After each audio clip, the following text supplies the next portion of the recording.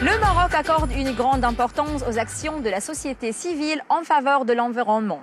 Ici à Casablanca, plusieurs initiatives de jeunes ont donné naissance à des associations qui œuvrent pour la protection de l'environnement et organisent des campagnes de sensibilisation. Une joyeuse troupe se déploie sur une plage de Casablanca. Mission grand nettoyage.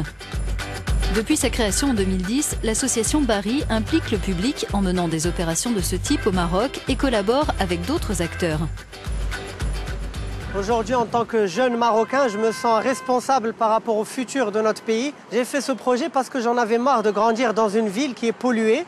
Et je veux vraiment que quand mes enfants vont grandir, ils trouvent un endroit sain où est-ce qu'ils vont pouvoir aller à la plage. Maintenant, pour le problème des déchets à Casablanca, on a travaillé avec les chiffonniers parce qu'eux, ils permettent de réduire le volume des déchets. L'un de ces chiffonniers, c'est Mustapha El Amri. Chaque jour, il se rend dans des entreprises ou chez des particuliers pour y collecter des bouteilles en plastique ou des cartons avant de les acheminer vers une usine de recyclage. On veut que ce pays soit propre. On ne veut pas voir de déchets dans les rues. J'espère que de plus en plus de gens vont participer à cet effort de recyclage et au tri des poubelles. C'est une démarche bénéfique pour tout le monde. Une autre association cible plus particulièrement les jeunes Marocains pour les inciter à agir en faveur de l'environnement. Zerosbel communique de manière accrocheuse sur les nouveaux médias pour faire de la pédagogie.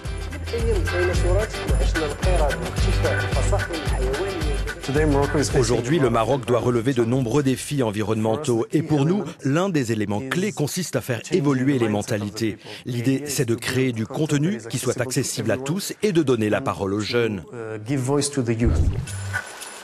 Les jeunes auront justement l'occasion de se faire entendre lors de la prochaine COP22. C'est ce qu'assurent ses organisateurs.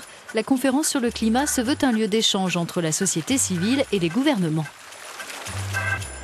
Durant toute la COP, ces associations, ces collectivités territoriales vont pouvoir exprimer leurs propositions, leurs projets, leurs activités.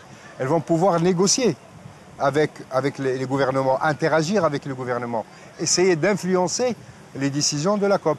Dans un pays comme le Maroc, ou l'Afrique par exemple, où plus de 50% de la population a moins de 25 ans, il est essentiel d'impliquer les jeunes. S'ils ne s'engagent pas, cette terre risque d'être difficilement habitable.